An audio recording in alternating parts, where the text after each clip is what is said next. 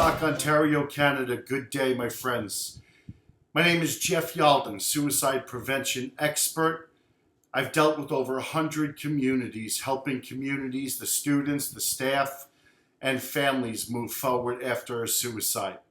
I'm reaching out to you today because a couple of students in your community have reached out to me. So then this weekend on Facebook, I had a couple community members reach out to me. So my friends, I am now reaching out to you.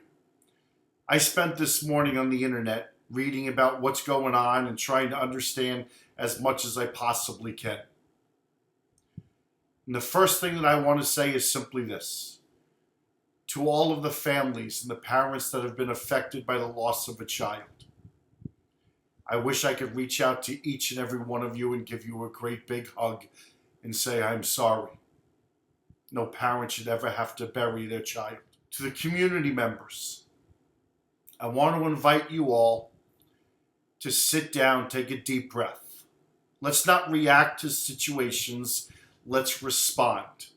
The more hyped up the community and the adults get, the more the teenagers want to start reacting because they don't feel like they're involved in the process. Let's hold off and make sure that everybody is part of the process as we try and move forward and make sense of something that has been so devastating. To all of the administrators, to all of the staff members, I want to say this. I'm sorry, my friends. I know that no administrative certificate ever prepares you with how to deal with the loss of one of our students. And the loss of one of our students, as devastating as it is on our kids, it's almost as equally devastating as it is on our teachers.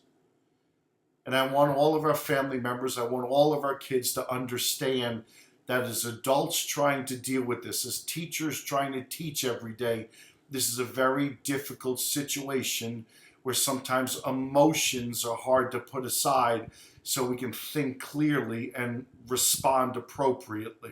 To all of my students, hi, my friends. I wish I can reach out to every one of you and give you a hug and say this. It's going to be okay. But Jeff, how do you know it's going to be okay? You don't even know us. I do know you. I know young people today. I know teen mental health. I know teen anxiety. I know teen depression. I specialize in this.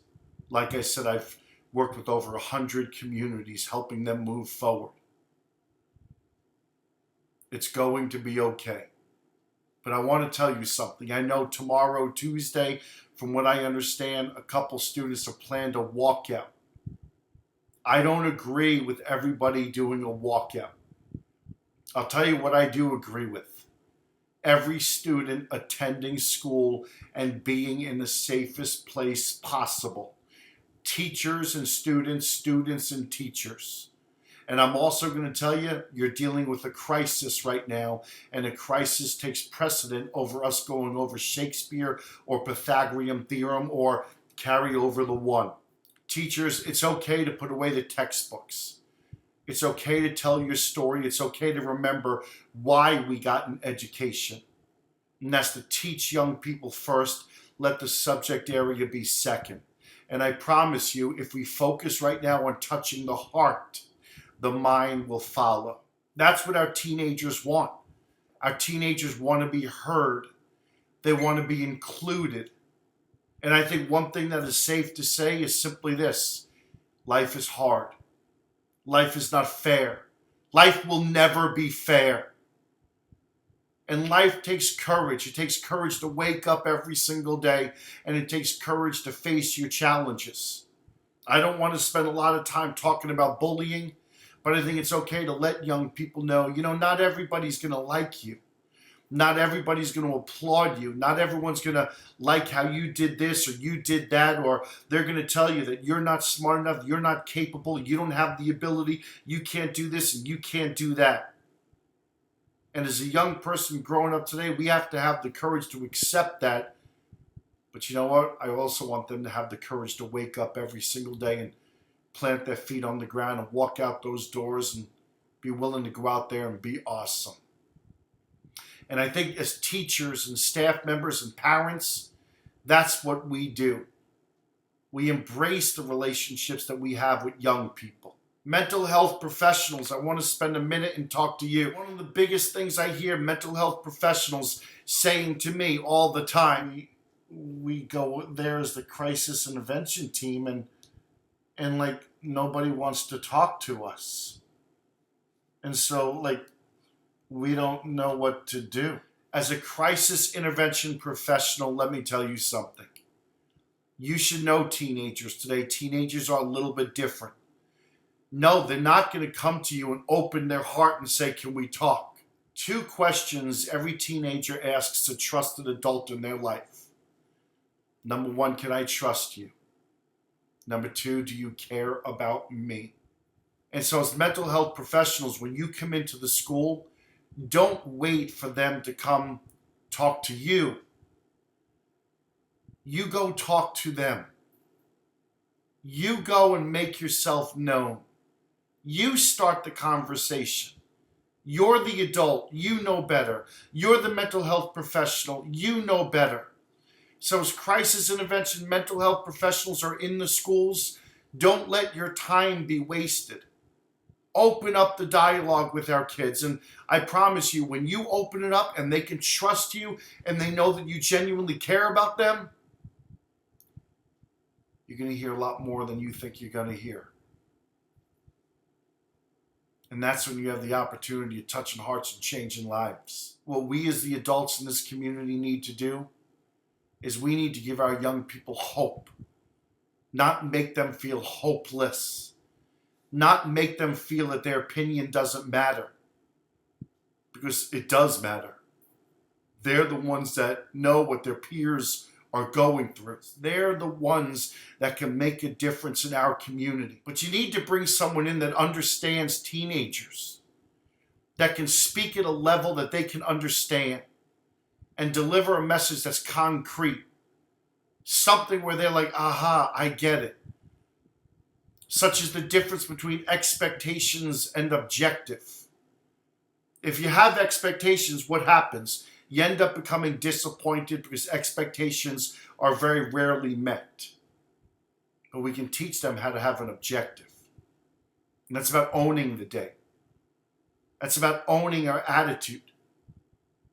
Owning who we are and how we deal with certain things in life. We need to teach them how to ask better questions.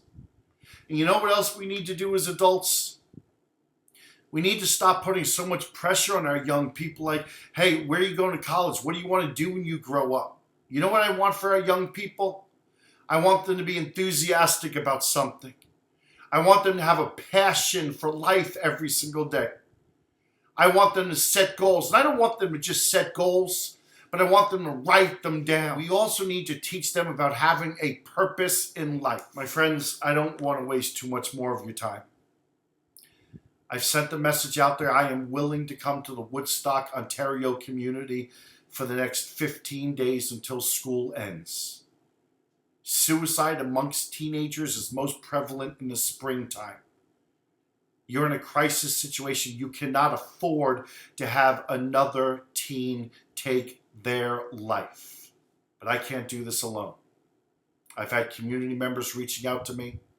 I've had students reaching out to me. Now it's time for the administration and the superintendents to make a decision. And don't worry about copycats. Because when you bring someone in that can relate to them, then you give them hope. And we can't worry about what might happen when we have to worry more about what we need to do. And what we need to do right now is we need to come together. We don't need to create more tension in the air with students walking out. You want to know why? Because maybe your teachers would like to support you, but they can't. Maybe the administration would like to support you too, but they can't. You have to understand. Students, everybody, parents, understand. The administration and superintendent, they need to take a step back. They need to take a deep breath. And they need to understand that whatever decision they make, It could have consequences that they regret, or it could have consequences that are awesome. But please understand, you know what they need right now? They need support. They need community support. And you might not agree with what they're doing. You want to help our kids, then support what the administration is doing, because I guarantee you they have the kids and the families as a number one priority. I promise you it's going to be okay. And to the parents, I'm sorry if those words are too early.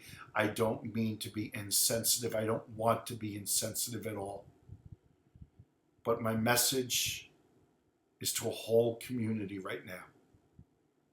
To all of the teenagers, to all of the staff members, administrators, to all of the parents and community members.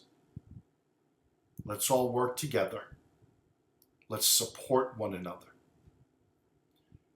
Let's listen to our teenagers and our teen leaders, because they're the ones that can speak on behalf of everybody. Like I said, my friends, I can be there as soon as Wednesday.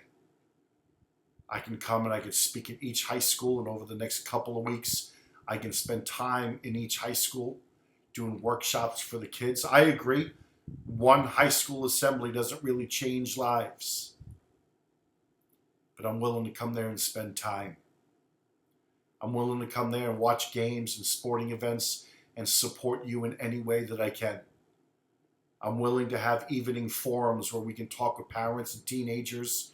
We can open our hearts and lose our ego, and we can all come together and support one another. But I can't do it unless the administration invites me. And to the administrators, I'm sorry if I'm putting you on the spot, but I have a moral responsibility because this is the work that I do. I support communities and I help teens move forward. I wish I could give every one of you a big hug right now. I don't agree with the walkout tomorrow. If you do a walkout, not everyone's going to participate in the walkout. And if you do a walkout, I promise you there's going to be some kids that don't participate, but that need the love and the support and the hope of other kids. Go to school tomorrow. Embrace one another. Let everybody know it's going to be okay, and encourage one another to open their hearts and lose their ego and reach out and never be afraid to ask for help. And my final words, my friends, simply this. If you know of a friend that is hurting, you as a friend have a responsibility to that friend to tell a trusted adult. Thanks. God bless each and every one.